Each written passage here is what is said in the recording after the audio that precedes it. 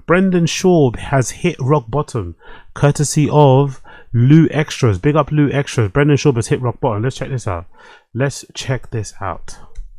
At one point in time, Brendan Schaub had appeared to make one of the most effective athlete to entertainment transitions in recent times.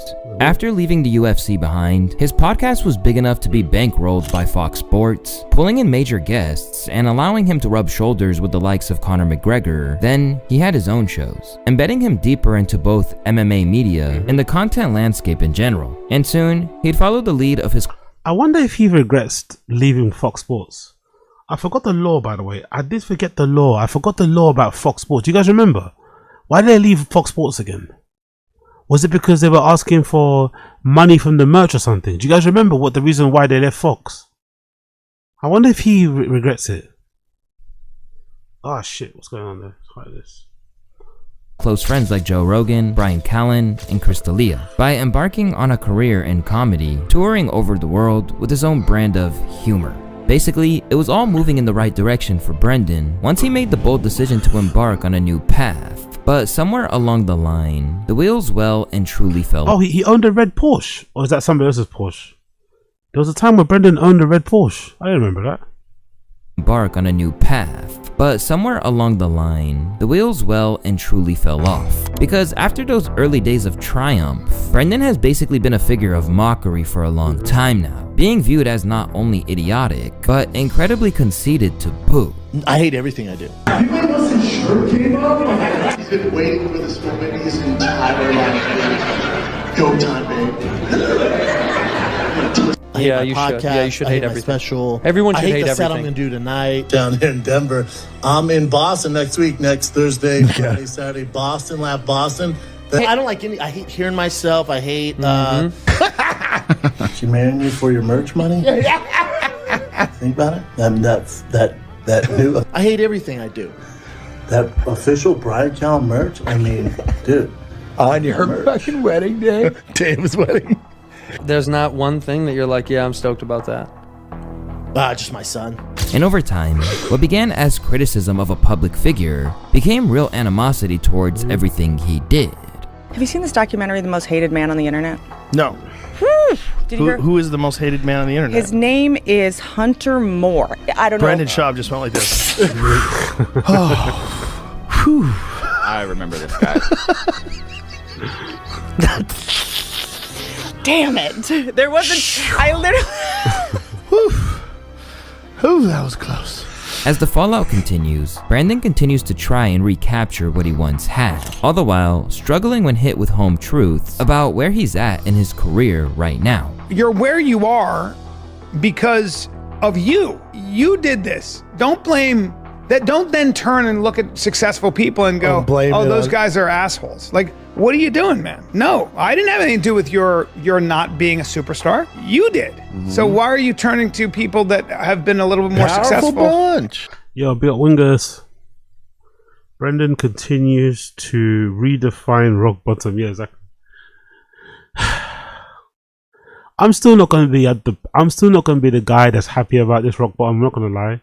I'm still like I'm more curious to see how it ends.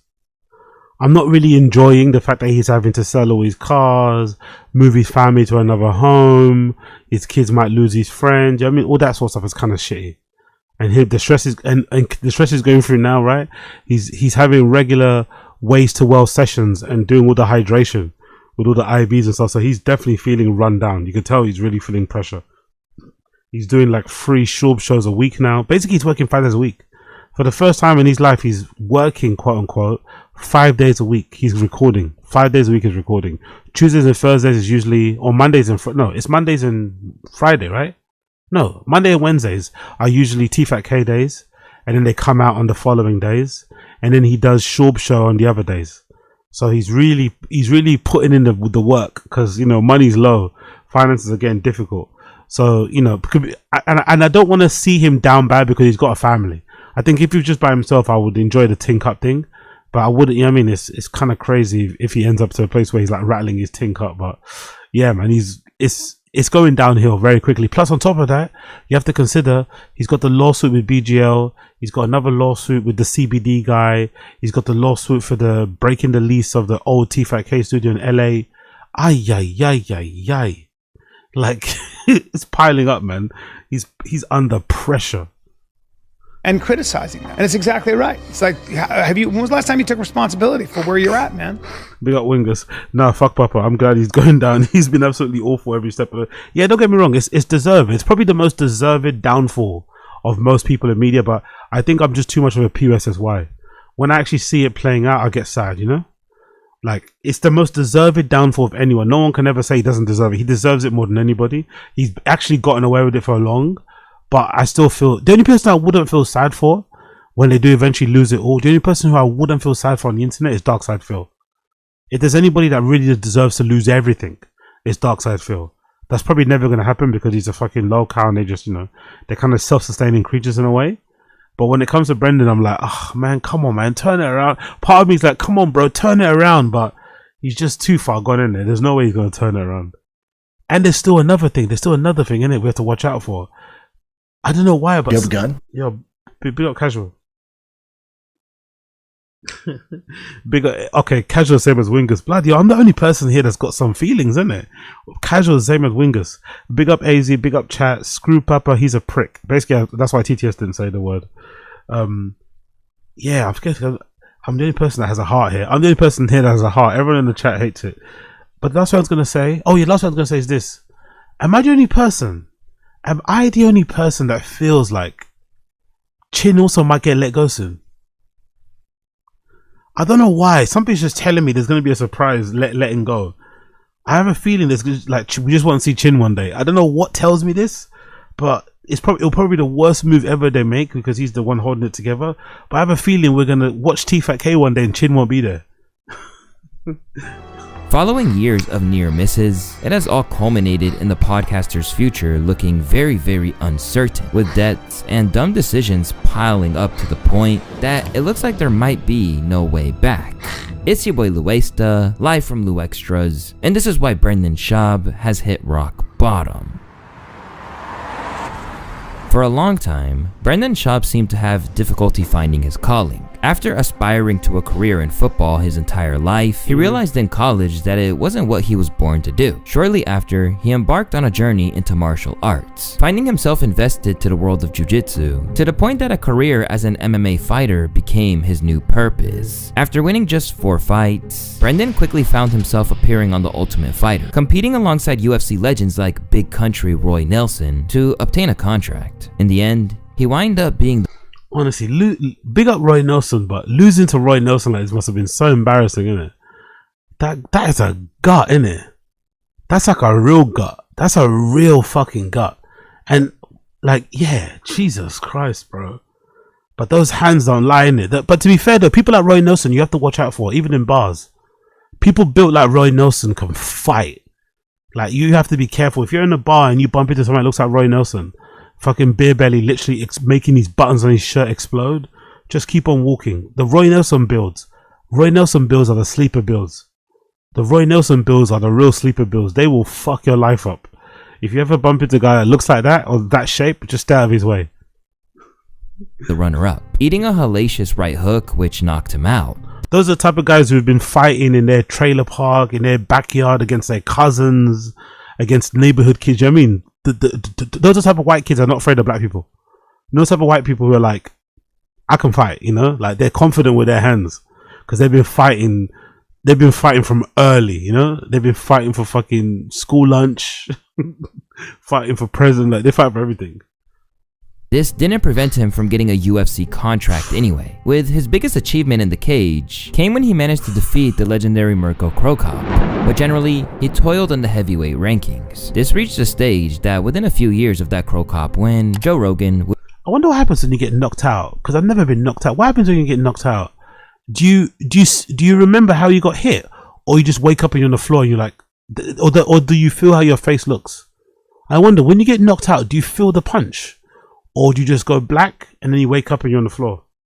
I wonder. would be famously telling him that he should be considering hanging up the gloves after an emphatic beating from Travis Brown, a man who just so happened to have a kid with his ex-girlfriend, Ronda Rousey. 10.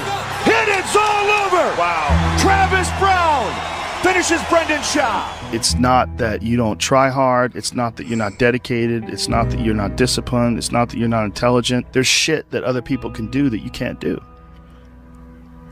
If you had a wrestling match with Cain Velasquez, how well do you think you'd do? Straight up wrestling? Yeah. I think people would be surprised. Really? You think so? Mm-hmm. I think you'd be surprised. I really do. I think he'd fuck you up. There's a certain amount, there's a bridge between you and the very best guys in the world. I'm just thinking about if someone did this to Rogan, how he'd react. I'm just thinking if somebody on air did this to Rogan about his comedy, how would he react, man? How would Rogan react if somebody on air did this about his comedy? I'd love to see it. And I don't know if you can cross that bridge. That's the reality of life. And despite how heartbroken he was at the time, Joe seemed to have every faith that be like casual. That follow-up blow on Crop Cop is when the hate truly started. Then his true colors started getting exposed. Can't wait for the tin cup. Jesus Christ. Everyone's waiting for the tin cup. You know when it get real? People in the stream chat, you know when it's gonna get real? You know when it's gonna get real? When Slojo starts selling her stuff.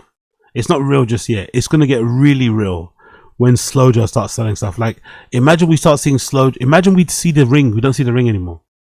You know that big fat ring that she was always wearing? That's probably fake. Imagine if suddenly we don't see that ring. That's when you know it's real. That's when you know it's real. That things would work out for him. And the reason is because he already had another path he could venture down. That outlet was The Fighter and the Kid, his podcast with comedian Brian Callen, which was regularly pulling in 500,000 to 1 million views per episode in its heyday. With that, Brendan's career had a second wind, with Schaub getting embedded into the Joe Rogan Experience crew to the point that he's one of the most recurring guests. All he had to do was chill, man. All he had to do was play his role.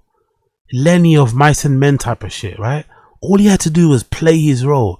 You're the fucking lovable doof, the fucking reform school bully type, whatever. Play your role. Don't dabble into like science and politics and intellectualism and fucking current affairs and hot button topics and culture wars. Just stay in your lane. Be the lovable fucking oaf, right? And he would have been fine. But he started to believe, like all these podcasters, for some, I don't know what it is about podcasting, but there's something about podcasting that when you start becoming successful, it makes you feel like you can do everything. I don't know why that is. Don't ask me why. To be fair, I think Rogan's the only person that hasn't done it. Rogan's the only person that hasn't suddenly started building a media empire, right? He just stays in his lane. He just calls fucking podcasts. But for some reason, Brendan thought, because that TFATK is winning, I'm now this big mogul guy. Powerful bunch. Big up.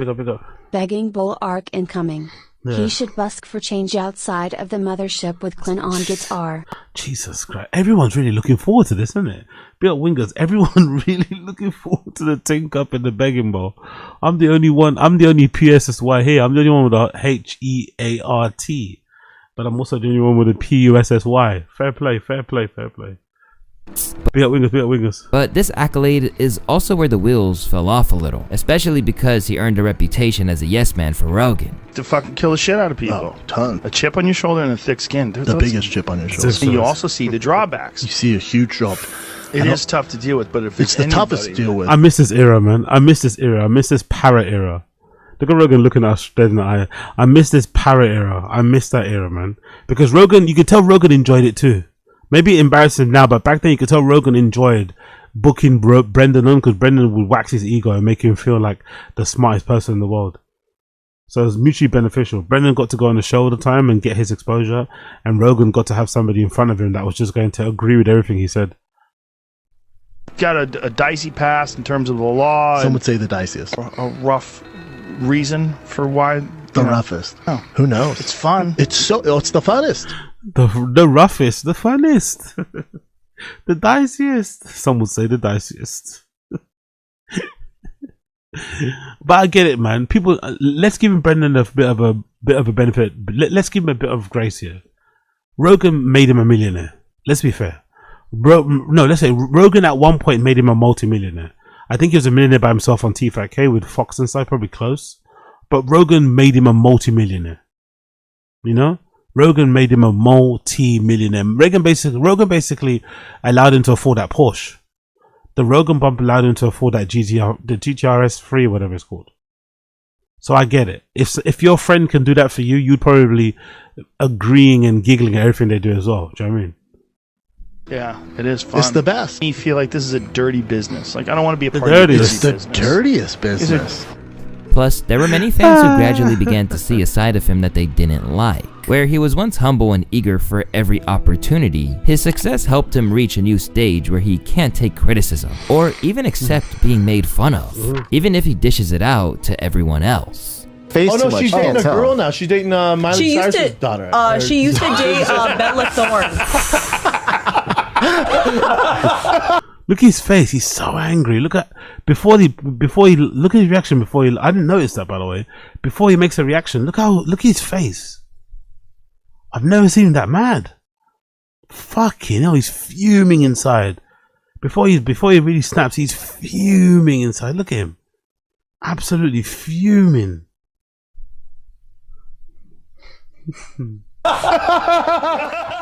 And ultimately, these are just two factors as why he went from a man people wanted to support to a top 1% of subreddits that's basically dedicated to chronicling his failings. As slowly but surely, he destroyed any goodwill that he had with bad decisions, weird behavior, and a whole lot of... Big up Keepy, good question. Big up Keepy, good question, great question. Maybe the greatest question.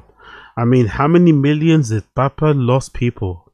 How many millions did Papa has lost people? Sure. Needless deception. It's almost like fighting. I actually believe if you're in a bar and a guy makes you mad enough to fight and try to really hurt him and knock him out, in a way, the times I've been in fights, I wanted to kill the guy. Can you relate to this, Jen? Or am I the only? Honestly, Brian as well. Like saying this on a podcast with a straight face is embarrassing too, no? Brian Callen, the guy that was raised in born in the Philippines, raised in the Middle East, behind a big fence. With fucking servants his whole life, talking about when I got into street fights I wanted to kill them, man. Shut up, Brian. No one believes you, man. Honestly, being on the pod at his age saying that with a straight face is embarrassing in itself. Normal person in the room. Any fight I've ever been in, I've been in way more fights than you. You're talking about street fights, right? Yeah, I'm talking about I've been street fights. I've been more street fights. I don't think than you've you, been in more than I've been. I've been in a grew lot. up rich. What are we talking? Hold on. Don't tell me that because you don't know what the fuck you're talking about. You've been more fights than me. I've been in as many fights as you've been in. Oh my god! In the street, I know you, dude. You don't fight. Were you in a lot of street fights in your life? No, zero. I got in one ever in college, and then that's about it. My brother was always the one getting in fights and beating me up. Over the course of the fighter, to be fair, that makes sense though. That does make sense. I believe that because that's probably part of the reason why he quit the UFC. Part of the reason why he quit the UFC is because he doesn't really enjoy fighting. You know, it doesn't really because I think part of being probably an elite level fighter is maybe enjoying to some degree putting the beats on people or having that button, being able to press that button. I don't think Brendan had the ability to do it, or at the very least it made him feel bad when he did do it, so that probably contributed to him quitting as well. He never felt like he could really be as aggro as, you know, in the octagon as the other fighters could be, because fundamentally he wasn't really a fighter. He went to play football, innit?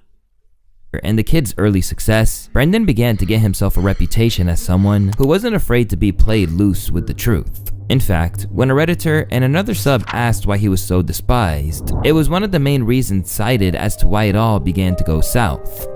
I accidentally joined his subreddit years ago. I knew that he was a UFC fighter, and that's it. Slowly but surely, that sub won me over because it's hilarious. Everyone has a friend who lies about big, weird, unnecessary stuff. Now, imagine all of that friend's weird, stupid lies are recorded, and on that sub, sometimes in a 5-minute compilation, along with the evidence of him being an absolute dickhead. I've come to the conclusion he deserves the hate. He also lies a lot, like a weird amount about the stupidest things. He's got so many stories where famous people just stop to tell him how funny they think he is and how they're big fans. It's just weird. I don't hate him personally. What's that story he had? What's that random story he had about? Who do you see? What's that? He saw that actor and he started crying, right? What was that about? Do you guys remember that story? he saw an actor and the actor said, "Just stop, man, just stop doing it." He started crying. It's like, you expect me to believe you that story is true? I forgot who it was. What's his fucking name? He was in a movie called Manchester something. Was it movie with Manchester in title? What was that movie called? That's it, Manchester by the Sea. That's the one. That guy. Who was in that movie? Manchester by the Sea. I think somebody in this movie says, yeah, Casey Affleck. That's the one. Let's see if someone's got it on here. Casey Affleck, Brendan Schaub. This is the most weirdest story. Like, he bumped into him and he said, "Stop fighting" or something. Yeah, is it the one? This one. Let's see if this one.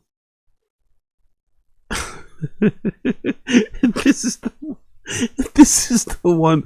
I don't know how this story came about. Let me just see it anyway. And he found out I was a fighter, and he had tears in his eyes and was telling me to stop fighting. Who? Casey Affleck. Wow. He was like, "You don't need to do this, man. Yeah. You have so much going for you. You're a smart kid. I see you around."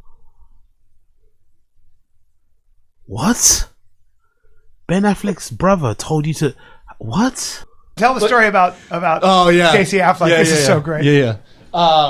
So yesterday, Casey Affleck, Ben Affleck's brother, we have the same trainer. And yesterday we were both in the gym and we were working out. And Casey's MMA now? Yeah, we got Abe Martinez. Got stood up TN. Bird asked me to buy her tickets to a rave, bailed on me. Now I'm en route solo listening to Rand show. Baba is redacted random show. Oh, fucking hell, girls, man.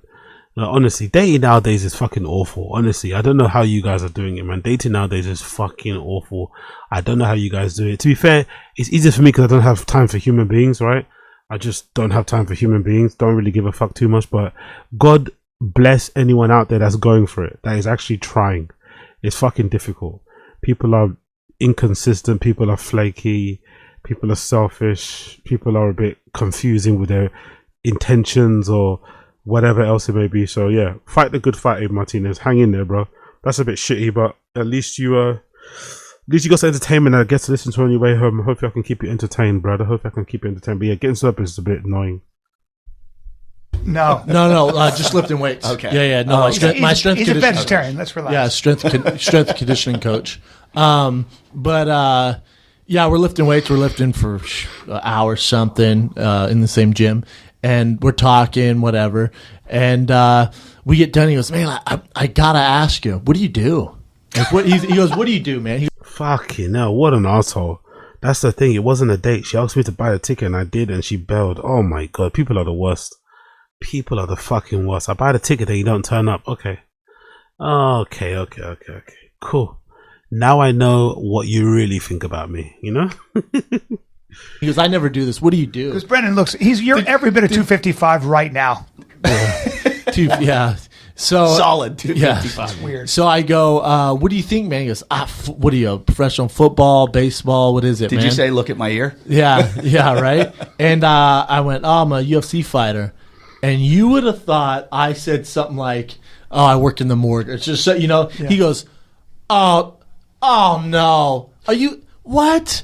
Why would you do that to yourself?" He goes, "Oh man," I felt like I ruined his day. He goes, "Oh man," he goes, "Are they paying you well?" I went, "I mean, not great." And he goes, "I mean, unless you're getting paid millions of dollars, it can't be worth it. Mm-hmm. Is it worth it to jump in there with a trained killer in a steel cage with the head trauma?" God, I guess not, Casey. I went, "Cool, man. See you tomorrow." And then what made it even worse is, obviously he's not superficial like this, but I was driving my bullshit Prius too, so it made me look even more shitty. It's because I'm like, "No, I'm actually doing really well, man. I actually have a huge podcast. I'm rich as shit. Have a good day." And I jump in my Prius, and right when I got in my Prius, I went, "Fucking Prius." And then it had an issue. What was he driving? Meanwhile, he's probably in the same car. He was probably probably drove. Is this the reason why Brendan's got so many cars? Is this the origin story? Is this the origin story for Brendan's car collection? Is this the villain origin story for Brendan buying an unlimited amount of cars? He never wants to get caught slipping. So maybe he buys all these cars because he feels like if one day one breaks down, he wants there to be another option that's just as good, just as cool looking. so he's never caught slipping, so he's never have to drive a Prius again. That might be the reason. That might be the fucking reason. I'm just fascinated by him. But any criticism that people had of Brendan was really compounded by his ill-fated stand-up career. Due to being friends with so many established vets of comedy, Brendan basically ran before he could walk, booking big shows and tours without even having a year of doing it under his belt. You were also offered a lot of money, like really early. So like you were offered a lot of money by Showtime, and it was like, and I was like, I remember going, no, you can't do this. But you were like, but it's a lot of money. I got to do something. Yeah. It was a weird time, but I also get it. It's like, you should never done it. I'm gonna always die on that hill. I think taking the Showtime deal, I know it was probably a lot of money. Let's be real. It was probably like high millions plus the salary for doing the fucking below the belt thing. It was a lot. It was a lot of money. But I still think it did more damage than good. It really did more damage than good. Taking that Showtime deal immediately made him look like... And he was acting like that too. People forget, during the Showtime deal, he was acting like, oh, he was better than doing open mics. That's not my journey. I'm just built different. I'm different. I'm doing it a different way. My open mics is performing in front of my own fans at our fucking podcast show, which doesn't make any sense. But that's what he used to say. He used to be like, yeah, I'm different. I don't need to do open mics. My approach is different. I perform in front of my own fans. He started to really feel himself. It wasn't like he was humble. It wasn't like he was being kind of, whatever about the Showtime special. He was really letting his nuts hang, for lack of a better term. So you can only imagine how that must have made other comedians feel. And then eventually when you end up being terrible at it anyway, all of that kind of bravado kind of was pointed back at him type of thing. So... And again, like just the bad sentiment with other comedians for taking a Showtime deal. And then the thing with fans too. People, again, don't mistake the fans too. For years and years and years and years, Rogan was indoctrinating us on the Rogan podcast and other, JRE adjacent shows. They were indoctrinating us about the importance of doing comedy for 10 years before you do a special. Do you remember? They used to tell us all the time, you have to be in it for 10 years, then that's when you get funny. That's when you can start really building your identity, building your act, writing on stage, going on tour. 10 years, they told us. And then suddenly Brendan comes along, who's their friend, and they all fucking cut corners and let him jump the queue, even though he's fucking terrible. So I think that insult to the fans also didn't help. So there was a lot of mistakes there, but I will ultimately always say, as good as it probably was for him financially, as good as it made me, and for was for his family, taking that Showtime deal was definitely like a net negative in the long run. Like there's comics 10, 15 years in who don't get to that level. And I'm 2 years in and it's popping. I'm selling out every weekend, Yeah. It's like, what are you gonna do though? Are you kidding me? Yeah, but it was wild. wild. So already kind of famous. Like yeah. UFC, the podcast was number 4 in the world, maybe number 2 at one point. And because he skipped those pivotal early years of paying his dues, the material left a little something to be desired. I think the material and the attitude too, I wonder if it's not just the material being terrible. I think that those years that you take to be grinding, like let's say that 10 years that all the comedians say, it's about also building up your character and your personality. Like you get kind of beaten down. Like like it's like me when I'm coming up DJing. The times you go to play in clubs and it's not like that full, and then suddenly the promoter disappears. You have to get through those nights where you're trying to get your money and you can't find a promoter. You have to get to nights where you go to a club and the equipment isn't working as intended. You have to use maybe one deck. I think he never got that. He never had the chance to develop that part of his personality of like going to perform in shitty shows and crappy venues again and again and again and again and again. He got given too many nice gigs, He saw things too nicely, and then by the time he had a little bit of a drop off, he couldn't handle it. But yeah, I think that was ultimately the issue.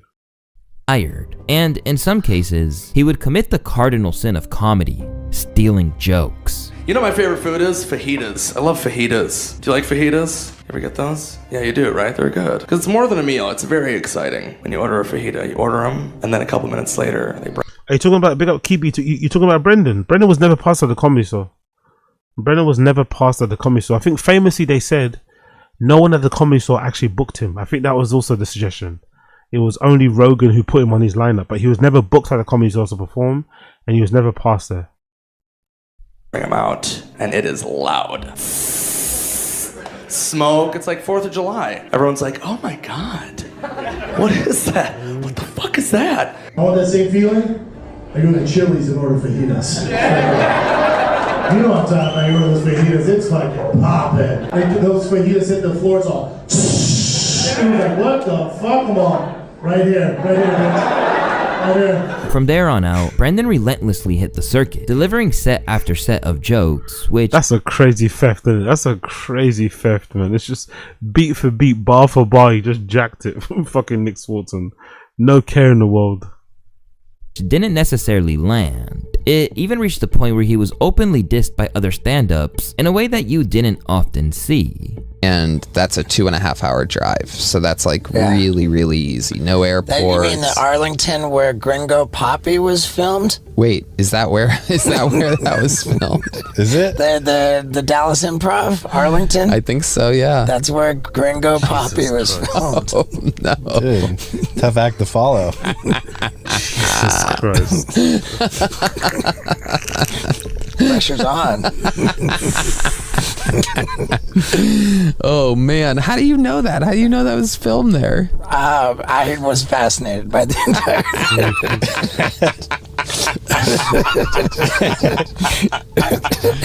I even know. So I guess there was a period in time, in Steve-O's life where he was afraid he was turning into Brendan Schaub.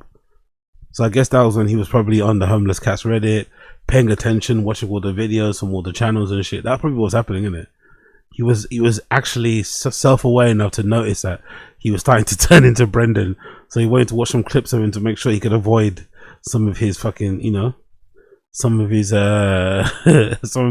self-inflicted mistakes. Where the construction paper came from. Oh my God. Brendan Schaub and I do a new podcast, The King and the Sting, right? Schaub? Yeah. I thought it was Sharb. Now he's got mental disabilities. Oh yeah, he got beat up. Somebody. I think he's full of or at least like boredom. I thought he tested. If I'm not mistaken, I saw a test where he tested like just under. He has trouble if the door says push and pull. He can't figure that out. Oh, we'll stay in there. I saw him pressing the wall one time, saying it's not ringing. It's not a doorbell. Yeah, and you just gotta have compassion and just have patience with him. Yeah. Number 3, do you respect Brendan?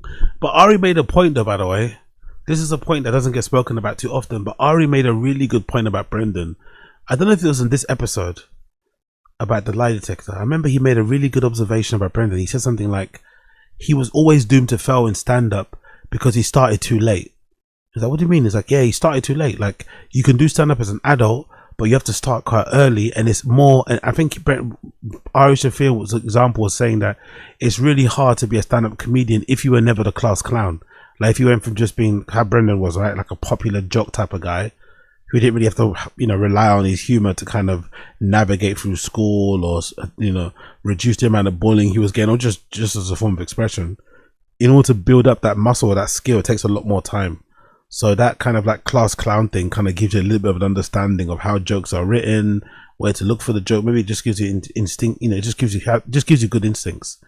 But if you were never the funny guy in school, and then suddenly in your adult years you try and be a comedian, it's really hard, if not impossible, to do, because you have nothing to fall back on, no chops whatsoever. None of that humor receptacle, hasn't been worked. And also the major thing is that you haven't really ever learned to laugh at yourself. You probably never had a lot of L's, because you can imagine Brendan, especially when it comes to his other things in life, he probably didn't have that many L's. Then suddenly you come to comedy and you're having to get all the L's given at you as soon as possible. So yeah, a lot of that was self-inflicted, in short. Oops. Schaub as a comedian. Can I trade this question in for 2 more questions? No, you cannot. You said yes, and the lie detector test determined that was a lie. Meanwhile, his mounting ego didn't help, particularly when it was routinely padded by his team. I was scrolling through Instagram, and yeah, Brian's a worse offender. I know he does this to be his friend. I know Brian is like oddly loyal to Brendan. Like, they're truly, despite the show being terrible and not being good vibes anymore, there's no denying that they're definitely best friends. And Brian's always looking out for rogue Brendan, more so than the other way around. But still, I found the way that he sucks him off just to be nauseating, absolutely nauseating. Absolutely, especially somebody as a grown-ass adult. This pampering and this mollycoddling isn't good for a human to have. You know, it isn't good. There's this guy working out. This, he's doing something, and the voiceover says, "People aren't proud of you. They're just surprised you keep making shit happen." You ever think about that? And I thought to myself, no, I'm not surprised you keep making shit happen. I'm just proud of you. That's a big difference. I'm proud of you because I know, this has been a motherfucker. And I think in the darkest 2 years that we've met, for us anyway, that we've met, since we've met, you kept kicking the sandbag down the road. And here we are. You did this special. And in the end, the result was that both of his comedy specials are widely regarded to be among the worst of all time. Jesus Christ, man. Could you imagine your legacy being you have two of the worst comedy specials ever recorded in the history of comedy? This is all the while Joe Rogan exists, right? Joe Rogan and his friends exist, but you still have the worst rated comedy special of all time. God damn. Scoring historically bad scores on IMDb and essentially becoming a meme. Oh yeah. World star! Powerful bunch. The fucking fiesta! Yo, big up MJ, big up NJ. NJ, big up my guy, fucking NJ. Papa to the poorhouse, NJ to the White House. I'm sorry I don't make the rules. Rinks is a big Jeff at ball washer and should be under the jails. Papa to the poorhouse, NJ to the White House is fucking brilliant, isn't it? Yo, am I the only person in this fucking stream that has a heart? Am I the only person on this stream that has a fucking heart? Is there anybody else in the chat? Please make me feel seen. Is there anybody in the chat that doesn't want to see Brendan poor? Am I the only person that doesn't want to see him like shaking his tin cup? Or like, please let me know, because I feel like I'm on my own here. And then I get comments. I get comments on my videos. Oh, you're so powerful bunch. Yo, big up KP. Big up KP. Thank you for being a member. Big up KP. Then I get comments in my right in my videos saying I'm mean. I'm the worst. I'm like, brother, if I'm the worst out there, if I'm the worst Brendan hater, I don't know what's out there. You guys are like, I think I've got a heart. Unique for sure wants Brendan to lose everything. Unique for sure hates Brendan more than probably the people on the Reddit do. The Reddit completely wants him to they want him to just lay over. I think I'm the only person that has a heart here. I really am. Okay, Andrew said yes. I know what he means. Yes. Yes, all caps. I want to see him poor and broke. Yes. It's like, Jesus Christ. It's my Christian upbringing and I can't help it. I guess I don't really have the killer. Maybe that's really also why I haven't made it. Maybe that's why I haven't become Kai Cenat famous yet. I don't really have that killer edge, you know. I don't really have that killer edge. I'm actually a nice person, you know. I can't do it. I can laugh, but I can't really go all the way. Big up Keepy though. Big up Keepy. Ugh, I'm such a pussy, man. I'm such a fucking pussy. Anyway, let's continue. Cabron, look, cabron. Puto. Puto, talk shit to me in Spanish. I struggle with English at times. What? I don't care, man. I think he's better than Rogan at stand-up. This is terrible, but I think he's better than Rogan at stand-up. I think Brendan Schaub is better than Joe Rogan at stand-up. I don't care, man. I don't give a single fuck. That's my hot take on tonight. I think Brendan Schaub is a better stand-up comedian than Joe Rogan. Fajitas every Wednesday? Fuck yeah! Huevos rancheros, carne asada, pico de gallo, red chili, bean cheese. I need a fucking tater tot once a week. I didn't actually notice he was doing the hips. I didn't notice the hips actually. Loose hips here. Bean cheese. I didn't notice the hips. Did you notice that? Pico de gallo, red chili, bean cheese. I need a fucking tater tot once a red chili, bean cheese. I need a fucking tater tot once a week. Maybe Brendan's not trying to shit his pants tonight. How about that? By surrounding himself with comedians like Callan and oh my god, again about Brendan having the most opportunities. Look at them two. About Brendan having the most opportunities and fumbling them all. I forgot he was on ridiculousness, isn't it? Isn't this ridiculousness? No, this is not ridiculous. Isn't this is this ridiculousness? What set is this? Or is this the Rob Dyrdek show?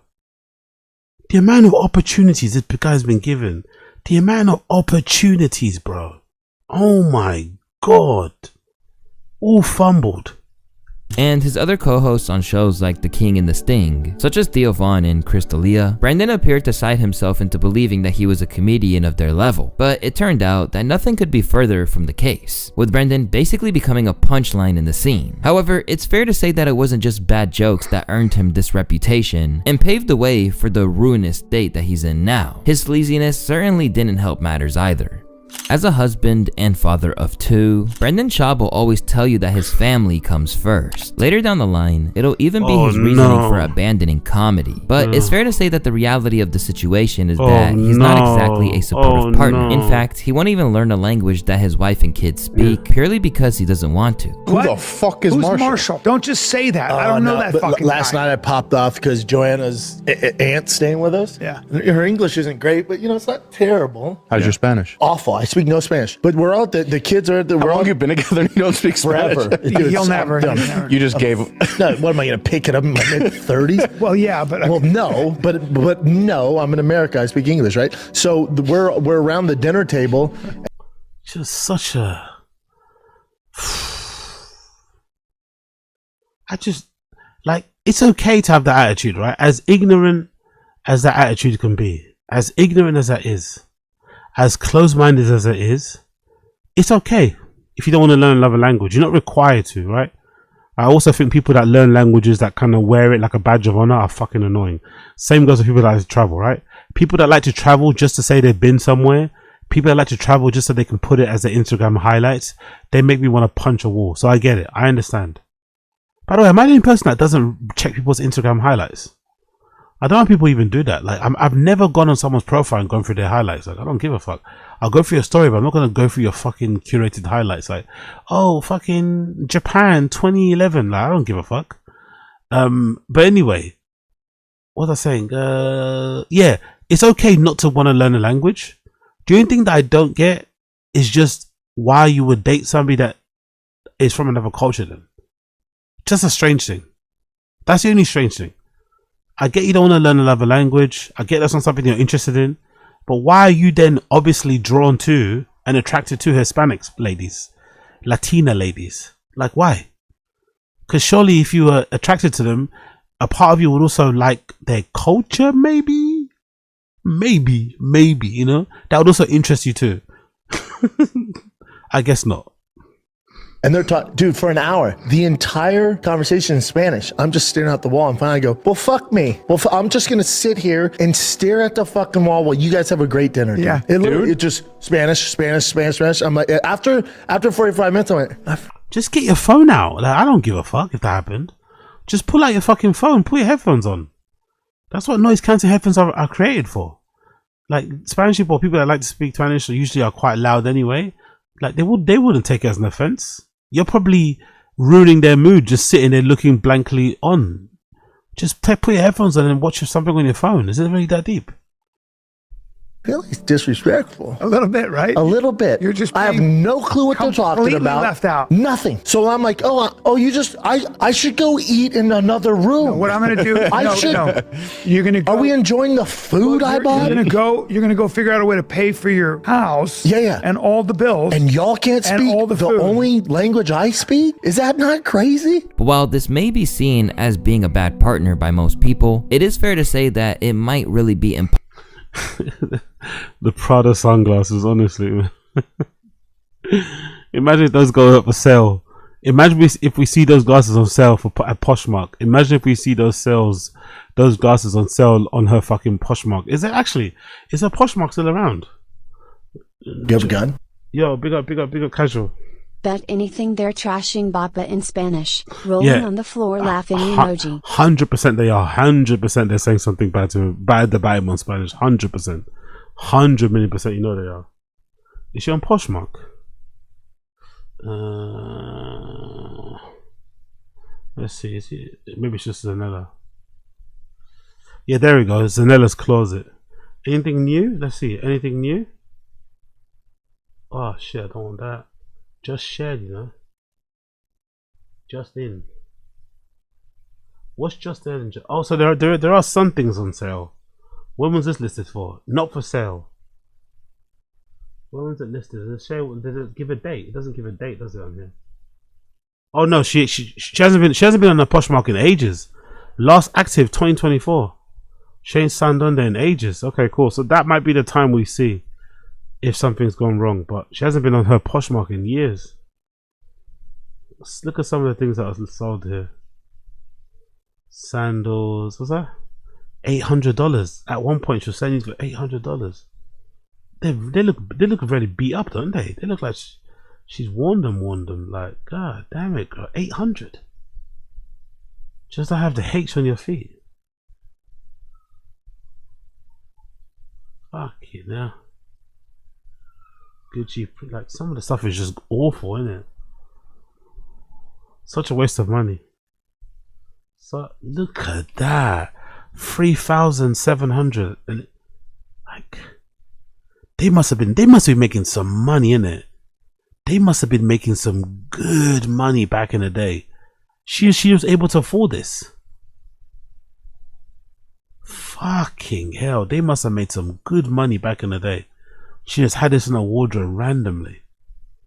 Valentino Hills, Bottega Veneta sandals. God damn, they must have made some good money. Chloe boots, Balenciaga jumper. Come on. Look at the pictures.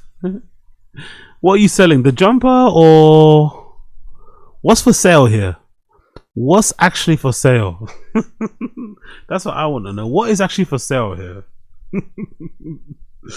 Oh yeah. Possible for him to learn a second language when he has a pretty poor grasp on English. You have to believe in the land mooning. The what? The land mooning. The land mooning. The mooning. The landing on the moon. Jesus. That said, the mooning of the land. Pretty poor grasp on English. You have to believe in the land mooning. The what? The land mooning. The land mooning. The mooning. The landing on the moon. That said, it's not just his unwillingness. The mooning from the land mooning. Which, when he has a pretty poor grasp on English. You have to believe in the land mooning. The what? The land mooning.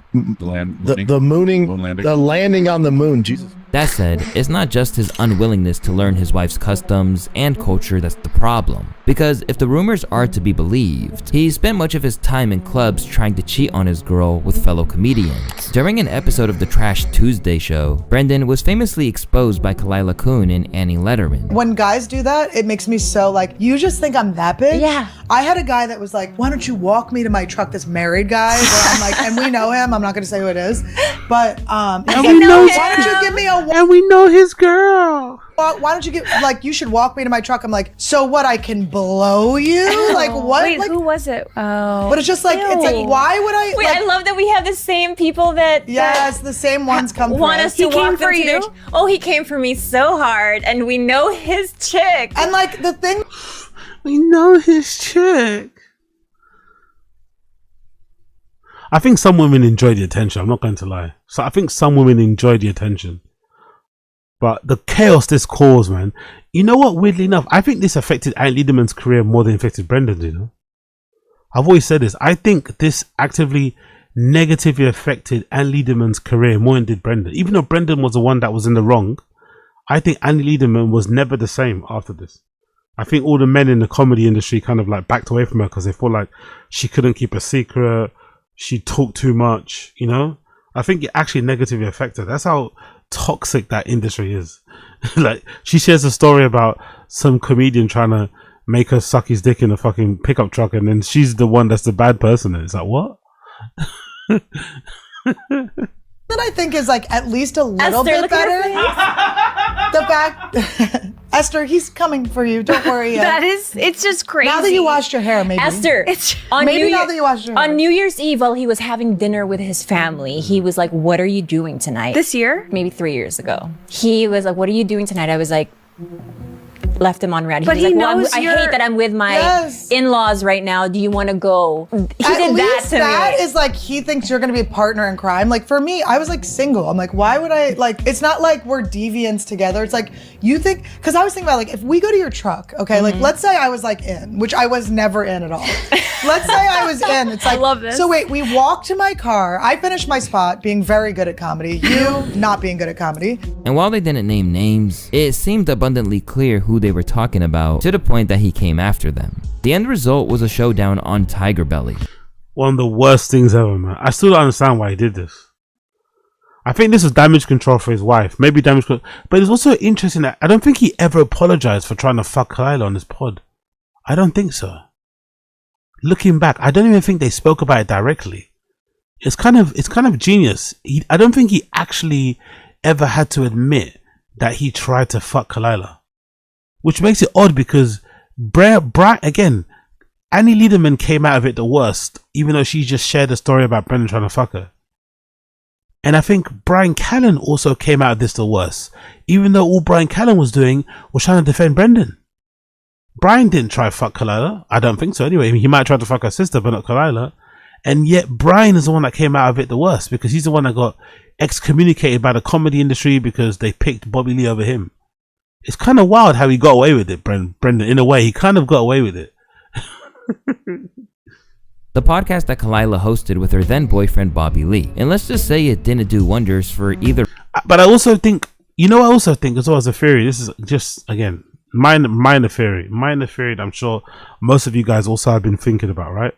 There's this other theory too. There's another fucking theory too. I think part of the reason why Brendan tried to hit on Kalila, I don't think he ever respected their relationship. They make little jokes on TFATK about, oh yeah, cool your girl. I think Brendan looked at Bobby Lee and was like, I'm obviously better looking than him. He's short, he's fat, he's Asian. He doesn't deserve her. I think Brendan had a bit of that in his mind. So it probably really caught him off guard when Kalila left him on red. He probably just thought, yeah, she's fucking Bobby Lee. Of course she's gonna fuck me. I think that's the kind of energy he went into it with, and then he got a rude awakening. But I think that's what happened. I think that's what maybe gave him the courage to try. Like she's never gonna say no to me. You know what I mean? She's fucking Bobby Lee, for fuck's sake. And then it obviously didn't transpire, and then things had to change. And let's just say it didn't do wonders for either Brendan or Kalila's public image. If I had a time machine and I could go back, I would have called. The reason we're here is because I didn't handle this well. And I'll say this right now, and I'll get back to that Trash Tuesday stuff. Let's say, and I'm not saying this in any facet, I truly believe neither of you have anything to do with this Reddit group. Maybe someone on your team had, or hold on, I'm just telling you from my perspective. Yeah, and you can too. Because my team is here, and that's fine. This is everybody in there. This is my family. Yeah. So if you're coming to me saying you're not responsible, but your team is, you're coming for my family. I've been with these guys for 8 years. I'm with you, Clyde. I'm with you, and I would love for you guys to explain. That's kind of commendable, though. I'm not gonna lie. That's kind of commendable. I don't think you hear any other comedian do that with their team. That's kind of commendable that they did that in front of him like that. That is actually kind of commendable. Like, I like that. Respect for Kalila for doing that. Respect to her for saying that. And that is why I'm here. And that is why I'm here. Okay, but... And that's why I'm here. So, Wait. Go ahead. Also, the cameras are genius too, by the way. Whoever does this, TFATK, this is, by the way, Chin, take notes, Chin. Chin, take notes. This is real producing. Whoever set these cameras up too, this camera style worked perfectly for the show. It worked perfectly because you could see each of their facial reactions, It was such a perfect decision to have the camera set up this way. I know they do it regularly anyway, but for this particular episode, it was the perfect setup. It was the perfect fucking setup. Because you could see each facial reaction, yeah. Mush mouth. Okay, so you have your own timeline in your head of how this went down, and I have my own timeline. And while I want to believe those two things are separate, the timing is very suspicious. Why does it not make sense? Why does that make sense? It's her perspective, and again, for it to get back to me, it has to get out of control. As far as the Annie stuff goes, that's where I remember that era. By the way. I do remember that era. That era where Brendan had like handlers. Had like people around him that would tell him certain things. Like he was some big celebrity who they wouldn't tell him certain things because it was not big enough for him to worry about. It's like, brother, you see everything when we see it. You see everything that when we see it. I hated that era where he was trying to pretend like he was never on social media. He doesn't use it. I just post and ghost. I don't see anything. It's like, shut up. Shut up. I do have to defend myself. Okay. I have to, you guys didn't say my name, right? But you We alluded did to it. me. The line was, "What am I gonna do? Suck your unfunny dick?" And then I came back. Jesus Christ. Why did Kalila say that specifically? Why did she say that was mean as fuck? Why did she say that specifically? The line was, you guys didn't say my name, right? But you We did alluded to me. it. The line was, "What am I gonna do? Suck your unfunny dick?" And then I came back. As with, far as me, but she, again, I didn't see it, but as far as she's saying, I asked her to walk my car, or give her a ride. I asked her to give her a ride. You didn't want to say truck. I want to walk to my automobile to give her. Brendan lying through his teeth. He knows his wife is watching, innit? He knows his wife is watching. Blink twice if your wife is watching, Brendan. Oh my god. To give her her ride?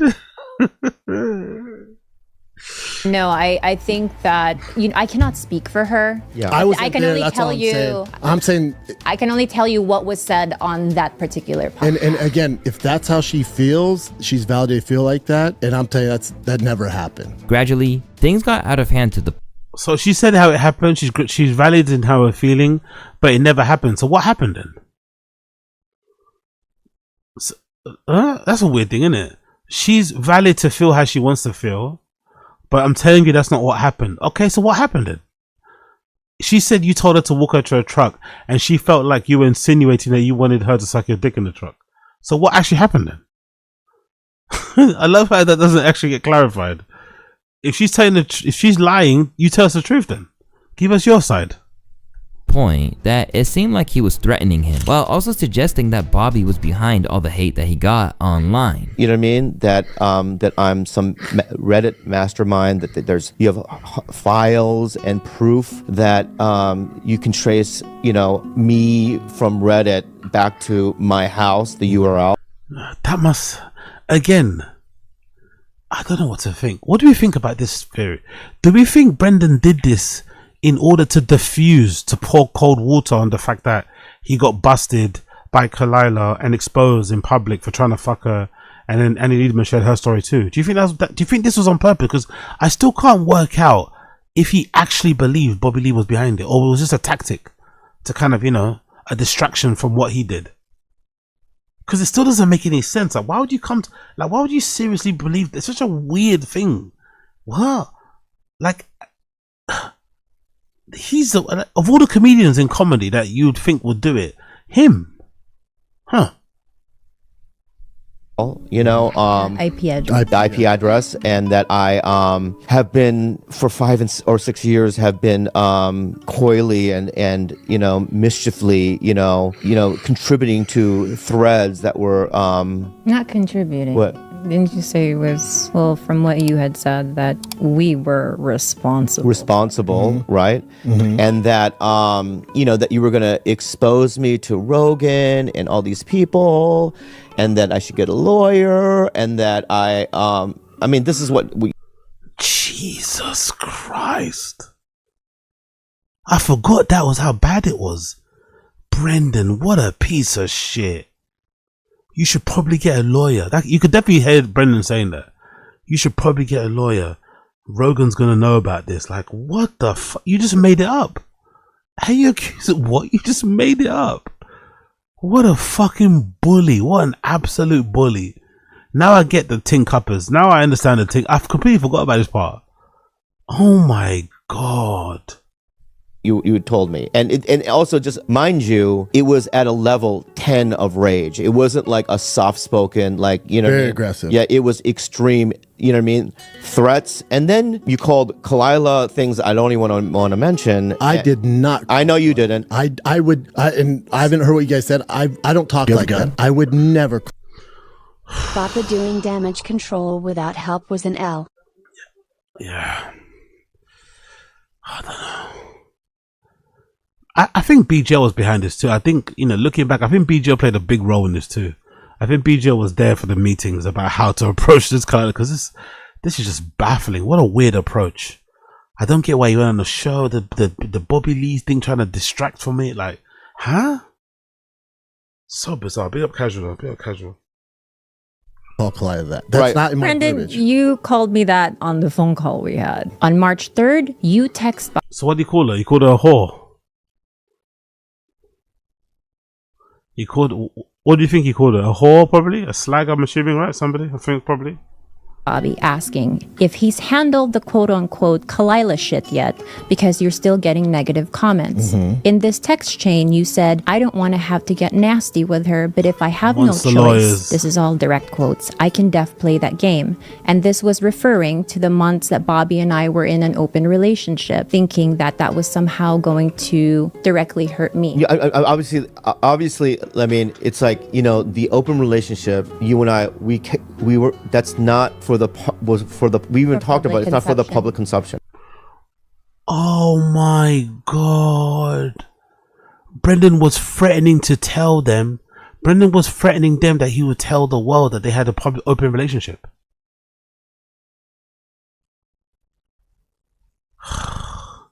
And again, how did Brian Callen end up the villain in this? Like, how did Brian get most of the blame? Brendan did so much horrible shit during this thing, but yet Brian was the one that was affected the most. Like, I think Bobby Lee has maybe spoken to Brendan. I don't think he's spoken to Brian. I don't think they're friends anymore. It's kind of wild how he got away with it, and it's kind of fucking wild how Brendan, even though he's the one that caused all the mess and did most of the damage, he somehow quote-unquote got away with it. And while Kalila isn't actually beloved either, lashing out at someone as beloved as Bobby didn't go well, to the point that both Schaub and his comedian comrade, Brian Callen, basically apologized to save face. Yeah, I mean, I don't know where I would see Bobby. I'd be cool. I have no animosity towards him. I don't care. I think he's hilarious. He's so talented, but, I'm sure he feels the same way. It's like, my life doesn't get better if me and him are friends. Neither does his. So. What a dickhead, isn't it? What a condescending, rude piece of shit, isn't it?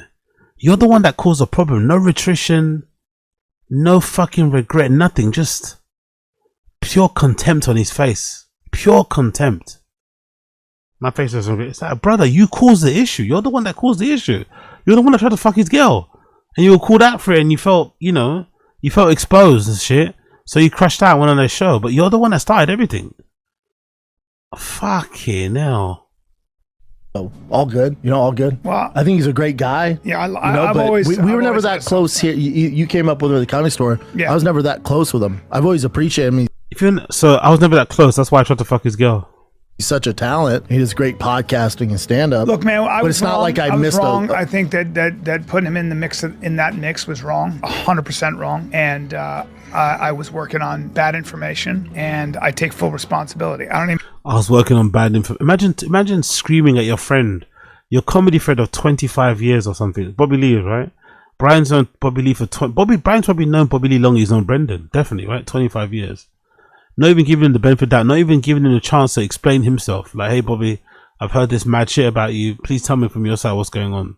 He just jumped on the phone and just started barking at Bobby Lee, repeating all the mean shit that Brendan was probably saying. What a psychopath, man. Your friend of 15 plus years, whatever, you don't even try and hear him out. It's crazy, crazy, crazy work. I mean, I don't even blame the information I got. I take full responsibility for that. As he struggled to convince the world that he wasn't a scourge on comedy, Brendan began lashing out at YouTube channels just like this one, suing a channel known as Kyle Swindles for posting videos intended to expose Unique Kyle Swindles. Schaub. I mean, can you sue people? Have you tried doing any of that? No, I mean we have a lawsuit with a guy who made like 3,000 videos. Again, if you're gonna critique stand up or my fight picks or my football picks, all good. That's what the internet's for. Now, if you're gonna go out there and defamation, like whatever, Brendan hits his kids or beats his wife. If you're gonna go out there in defamation, who said Brendan hits his kids? Who said Brendan hits his kids? You got my attention, I'm gonna come after you. Oh, yeah, that game I don't play. But the defamation, now you got my attention. Start doing this evil stuff, I'm gonna come for you, man.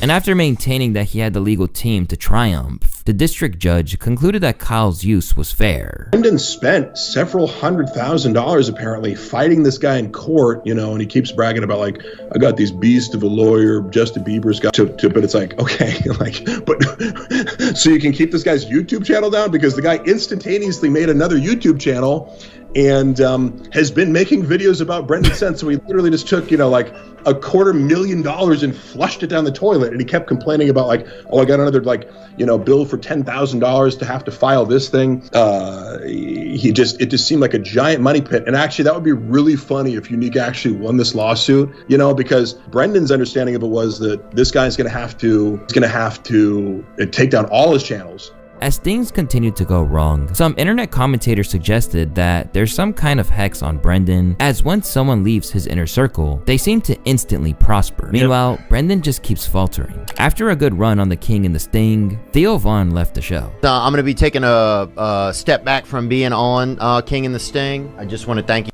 He hasn't even come through to say hi. He hasn't even come through to say happy birthday. He's not passed through. He's never been on once since. Theo ran for the hills and never turned back, never looked back.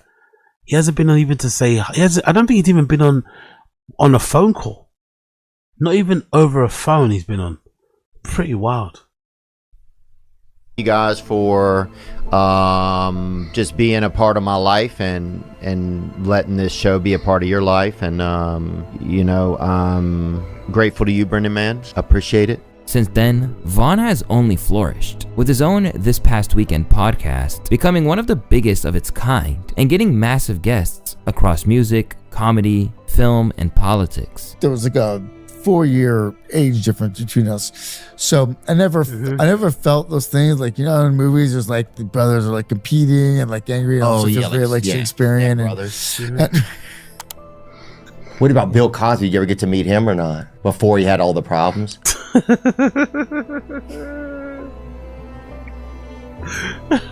Is being a rapist one of the problems? Oh, okay, sorry. It's the pause that makes it the best, and it's the pause. I got to play that one, but it's the pause. It's the pause from Cat Williams. Like, is this nigga for real? Like, what? One of the problems is being a rapist. One of the problems. What about Bill Cosby? Did you ever get to meet him or not before he had all the problems? So good. Is being a rapist one of the problems? Oh, okay, sorry. And in typical Schaub fashion, he started sniping at his friend as soon as he garnered the world's love. There's Theo. This one's gonna be a bonfire. Way to go, Dana. $79.99. God, you're too good to us. Uncle Dana, thank you. God bless you. Merry Christmas. Did you get my card in the mail? Who's saying that? Theo. He tries to make every pay-per-view. He tries to make the tweets on every single pay-per-view. Brendan does that too, by the way. So jealous. Such a hateful guy, isn't it? I get it, man. I get the tin cuppers now. Now I'm seeing all these clips. I completely get the tin cuppers. I think I missed out on a bunch of hate. I think I missed out on some. I think I've completely forgot these moments. But you can see why the tin cuppers have a point in it. What a hateful guy, man. And it's funny because if he was put on the fucking bottom ticker tape thing, he'd be posting all over his Instagram. He'd be literally posting it on his Instagram. So I find it funny that he's kind of acting as if he's so outraged. It's like, brother, you're exactly the same. When the UFC's on, he's definitely trying to, get a viral tweet or two out there. For sure he is. Come on, man. Alongside other comedians like Chappelle Lacey, flourishing after leaving him behind, his former producer Mark Harley is a fascinating case of what can happen when you shed a toxic situation. Known on the subreddit as the BGL or Big Gay Lion, Mark was a struggling actor who eventually went on to become Brendan's handler. And while he once resided directly in his corner, Mark completely turned against him after being unceremoniously fired and began exposing the real Brendan that's supposed to be hidden from the masses. If you're a comic, Brendan talks about you.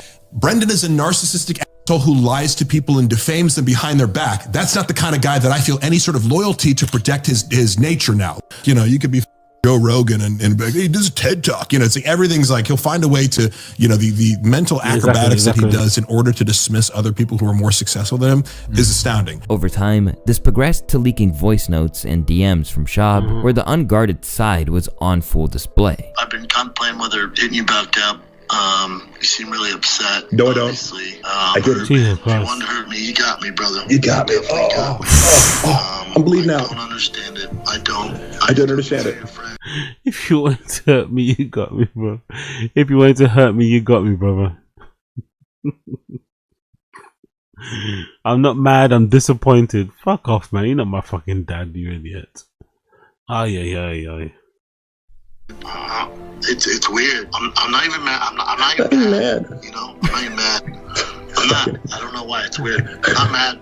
I'm just hurt, man. I'm sad about it. It's all about me. I'm not even hurt. You're a friend, man. You're a really good friend. You don't have a ton of friends. You said you know I don't have a ton of friends. It is what it is. Yeah, it is what it is. Why? I hope you're doing okay. I hope you're doing okay. I hope you're doing okay. Obviously, you're mentally unwell. That's the reason you're doing this, right? Even now. Then he did the unthinkable and actually engaged with the infamous subreddit directly, hosting an AMA where he labeled Brendan a pathological liar and opened up about what the whole experience had taught him about the kind of people worth avoiding in the future. Biggest life lesson: just everything about figuring out a narcissist and not involving yourself or exiting as quickly as possible. If someone has a public track record, look into it. If someone has tens of thousands of people saying they're a piece of shit, engage them with an open mind and let them make their case. The first time we talked, he tried to tell me I was misremembering the macros I wrote down for the diet I made him. I dismissed it as a one-off, but it would set the stage for everything to come. It's always worth pushing back. The first time something happens because narcissists are habitual boundary testers. LOL, Bappa lies about everything. Now, that's a good point you made about the diet, isn't it? It's a little detail, but that's a good interesting observation BGL made there. He wrote him a diet, right? Which you would imagine if you're BGL who's been into bodybuilding and fitness and all this malarkey, you probably know your way around a diet. You know your way around a meal plan. You know your way around calories. So you would remember what you wrote for him. You would know it like the back of your hand. But Brendan, because he's Brendan, convinces you that you didn't remember it. So you got to do it again because it soothes his ego because he can't be wrong. He can't say you did it and you forgot. He has to be the one that's always right. What a weird existence, isn't it? What a strange and puzzling existence that is. Mark is excelling too, appearing in Super Bowl commercials and music videos alongside A$AP Rocky. Meanwhile, Brendan's failed pursuits just keep racking up.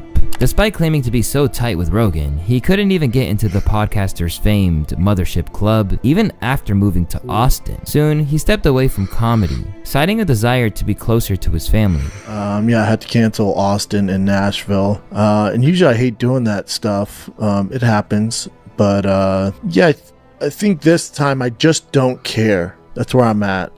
The guy that wanted to be on SNL just wakes up one day and just says, I don't care about comedy. Interesting, isn't it? It's almost like he didn't really care about SNL either. He just wanted it for the fame. He just wanted to do SNL simply for the fucking fame. That's fucking hilarious. Absolutely hilarious. I gotta be home more. I'm gonna pull back from touring so much, and I just gotta be home, man. I can't miss Tigers games. Can't miss my Basti growing up, baby girl. I can't do it anymore. I'm tired, man. Forgot her name. I'm tired. I've been hustling for over 12 years now. Not that I'm gonna stop doing the pods, but as far as the plane life and stuff like that, I gotta chill out. I can do spots in LA. I can do local, SoCal. Yeah, that's what he said, right? He never did one local. He says he's still gonna be doing comedy spots local, but he didn't end up doing one local spot. He didn't end up doing one local spot. Well, not even one. NorCal, but going international or going across the United States ain't happening right now. So I'm gonna take a break from that and just focus on family and do my thing, man. But his moves into business hasn't worked any better than his stand-up career. His questionably named whiskey brand, Tiger Thick, still has bottles left over from the first batch, while a potentially fraudulent truck giveaway, which was intended to sell merch for Dry Fast All Gas's YouTube channel, didn't look good for him either. I mean, his podcast views certainly aren't paying the rent nowadays. And he really hasn't done another truck giveaway ever since people found out that the last truck he gave away was being sold in Palm Beach, Florida, the same city his manager lives in. The most recent car Brendan gave away is to a pastor by the name of Blake in Texas. And that truck just popped up for sale in West Palm Beach, Florida. And this was all confirmed by the Dry Fast All Gas decal on the back windshield, which is Brendan's car page. But what also set off the internet sleuths is that Brendan's manager, Lex McComan, lives in West Palm Beach. As for his car-centric platform itself, the channel has laid dormant for over a year, likely to never be resumed. And at this rate, it won't be the only channel that will wind up being abruptly abandoned. Nah, I don't think he's gonna abandon Thick Boy, because that's what he does, Schaub Show. I don't think he's gonna abandon Thick Boy. I think if all else fails, right, if TFATK actually ends up failing, I can see him double, triple, quadrupling down on fucking Schaub Show. I think that works. That's working so far. I don't think he will lose. I don't think we'll see Schaub Show channel go away. We might see Dry Fast or Gas channel get rebranded, but I don't think Schaub Show is going to go anywhere. As to be frank, Schaub is basically in free fall at the moment. While everything is going wrong for him on a professional level, it now appears that he's trying to live vicariously through his children instead. With his oldest son now playing baseball, Brendan has essentially made this a big part of his personality, but he's not exactly imparting good guidance to his kid. When they're like 7 or 8, because the girls mature way faster, so an 8-year-old, 9-year-old girl's physically bigger, stronger. When they start trying to bully the boys, I'm like, just fucking hit them, dude. It's just fucking sock him. T was in summer camp. There was this 12-year-old girl. 12-year-old girl looked like Kevin Durant with tits, man. I was like, bud, you gotta hit her once, dude. And she you just gotta do it once, and then she'll know not to fuck with you. He was so scared though. I get it. I wish when I was younger, my dad told me stuff like that. If this person's fucking with you and he's not stopping, then you got to stand up for yourself. Hit him. So I picked Tiger up. I'm like, dude, what's going on? He's like, Dad, there's this 12-year-old boy, and he bullied me and then listed his 2 friends. I go, hold on, stop. He bullied all. Brendan's always advising violence. Brendan's resolution is always violence. That's his resolution. Always fucking violence. Hold on one second. I've got to close my window. One second. I'll close my window. He's always going the violent route. 10-year-old son, 9-year-old son. If something happens to you, fuck them up. Jesus Christ, Brendan. 3 of you? He goes, yeah, I go. At the same time, he goes, yeah, I go. No. Wait, Brendan. I told him, I said, now I'm upset. Yeah. There's 3 of you. Right. I knew that's what hilarious. It was. Ew, look at Eric. Look at Eric. Look at him. Look at fucking There's Eric. 3 of you. Right. Look at him. Sucking his ass. I knew it. I knew you did it, Brendan. Ugh. I knew that's what hilarious. It was. That's hilarious. No one said, let's get this motherfucker. No one. That's you just funny. All stood there and took it while I bullied the 3 of you one by one. Yeah. Some hoe dog. Yeah, be out casual. Exactly. Be out casual. Another great point. I can't stand the guy anyway, but it's ripping the couple fans he has off with those scams of Diabolical. That's the thing, exactly. You don't even have that many fans left. The ones who are left really fuck with you for some reason. I don't know why, but everyone's got fans, even the most deplorable person you know. You've got some people that actually still fuck with you, that actually still like you. Instead of running a legit fucking raffle, instead of organizing a legit raffle that would have probably went more viral than the fake stuff anyway, you fake it and then no one wins anything. Like, it's just like, I don't know, it's just a weird approach. It's just a very, very, very weird approach. But I guess we're all weird in our ways. Besides basically advocating for his kids to hit women, Brendan's behavior hasn't gone down well with the other dads either. In a post that was unveiled on the Fighter and the Kid subreddit, one exasperated father revealed that Brendan had become a laughingstock among the other parents for his controlling, conceited ways. My son was on the 9U team here in Calabasas with Brendan's son. In no way will I make this a post about the son, but how big of a jack-off the poor kid's dad was in the community. We would have a designated number at each game. That number would be the line on how many times Joe Rogan's name would be dropped by Brendan. He couldn't go an entire name or an event that he would always invite himself and his wife. When we found he was moving to Austin, we joked about how long it would be until a restraining order was filed. When I put the order in for jerseys, he gave me his number preference first before even giving his son's. He looked at me with all sincerity and said, "That's daddy's number." It was so cringy. And if that wasn't bad enough, footage has since emerged of him being literally tossed from a game.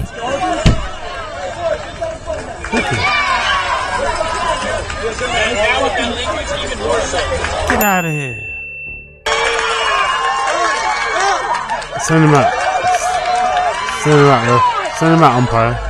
Away from the baseball field, things really aren't going any better, as by all accounts, his podcasting career is on its last legs. After he followed everyone down to Austin, Brendan immediately struggled with it. You going through a tough time? And I was like, I just moved to Austin, man. Yeah, I'm trying to find my way. I'm heartbroken about LA. And he was like, yeah, Texas is great, man. Best decision I ever made. He goes, but you should know it's no LA. Because you're going to miss. There's no replacing LA. And I was like, oh, how long did it take you to get, like, you know, back in your routine and feeling comfortable? It was 3 years. I went, what? He goes, yeah, tough 3 years. And now it seems like that quest to find his feet isn't picking up any steam. For one thing, he and Callan seem to dislike each other, particularly as Brian gets increasingly disillusioned with how poorly his own career is going after a string of allegations that could be its own video. We're back, and I want to apologize for leaving again.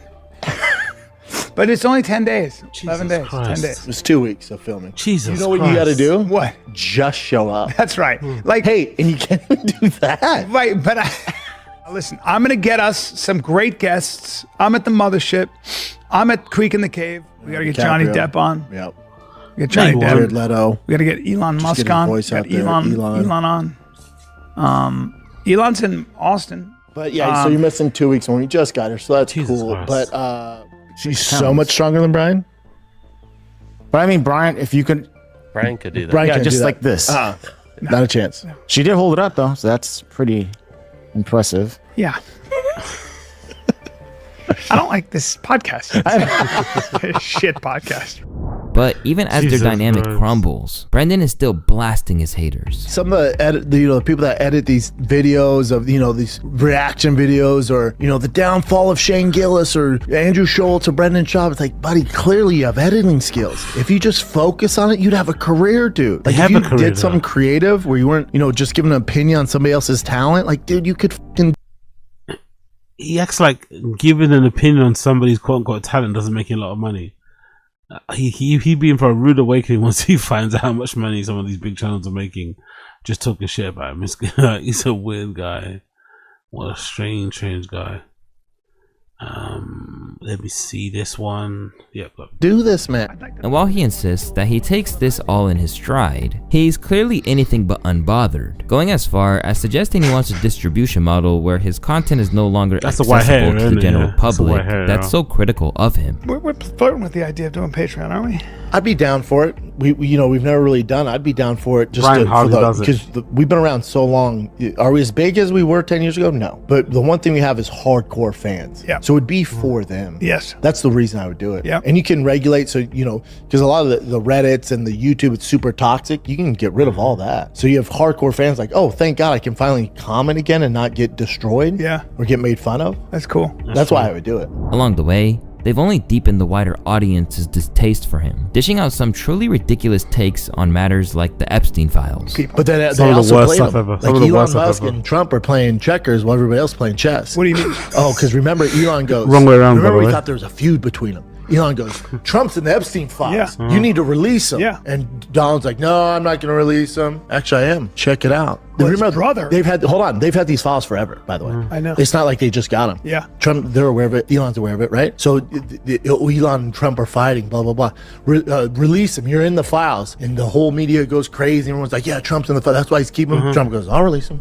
Fuck it. You know what? I didn't want to do it. I'm going to do it. What do we find out? That Trump in 2012 notified authorities and goes, you guys need to look into Epstein and Ghislaine Maxwell. They're fucking devils. Looking back at their fall from grace, it's clear that both Brendan and Brian know that they've made some mistakes, and yet they maintain that they still want to persevere and make it work. Martino77 wants to know, what's one thing you would both do differently if you had to start this podcast over again? That's a good question. Not the Bobby Lee stuff and listen to people. Yeah. But as far as do things different, I think when Brian was going off through him taking a leave of absence was a bad idea. And me just doing the show with random people, I think that was a bad idea. I think we should have, granted we need the money at the time, I think we should have put our foot down. Now, random people, you know, Chappelle Lacey and fucking Malik, they were your co-hosts, random people.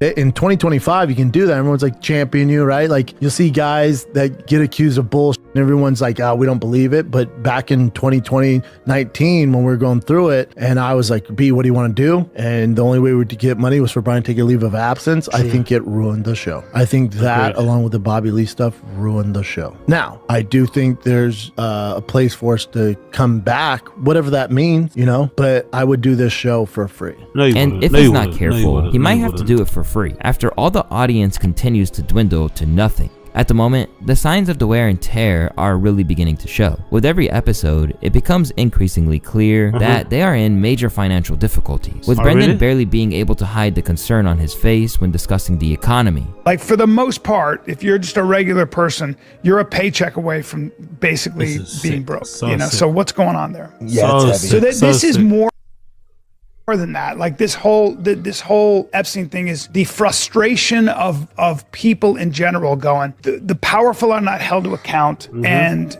what is going on? What is going on? What is this? But you got to question everything. It's like, all right, Trump got rid of 50,000 illegals. Well, wouldn't that lower inflation and the home? I think inflation is lower. I think the news is good. Jobs reports up. So the economy is doing better. Economy's doing better. But my thing is, wouldn't the housing market be lower too? I don't know. I think these things, I think that's a question of interest rates, right? Yeah, all of it. I don't know. I'm not going to get into interest rates. I'm not going to start talking about that. Don't know. I got enough trouble raising kids. Recently, it was rumored that he's already listed his $3 million home in Austin, while the crew appeared to be downgrading into an even more rundown studio than the storage unit they were already recording in. Are you getting a new studio? Brendan said, hey, let's look for a new studio because the lease is up. So I started looking online. I've been complaining. Brian's been complaining. We've all, other than, Brendan's the one, I think Brendan's the one that found the studio, but we all hate it. It's not a studio. It's a piece of shit. The current one, correct? Yeah, the current one. Dude, Casey's been there. There's it's not meant for recording audio or filming. So basically it's a... Look at him just whinging. Look at him just whinging. Just whinging while he's away from the boss. He doesn't say this to his face. He's all meek and shy. Look at him now. No, it's actually huge spot, like way bigger than we would ever need. But that would house how many cars are that he wants. But there's no parking issues or anything else. It's just like an older facility, but there are like 3 or 4 different rooms in that facility, and it's a fixer-upper. And to me, that's fine because it's a fixer-upper because we're gonna build a set regardless. But despite what their producer Chin says, there is paperwork to suggest that it wasn't just a conscious decision. Reportedly, he's being sued for abandoning his studio lease in California and probably needs to downsize further to compensate for the impending financial damage. Oh, look at that. Hummer time. I'm looking forward to it. It drops. I think it drops in, March 11th or something, right? So I will try my best to see if I can get a pair. Get another of the all black. I beat my all black Murmur ones into the ground, bro. I need a new pair. I wouldn't be too mad at the all white Air Force ones, the complex cone ones. I wouldn't be too mad at either of those shoes. Not gonna lie.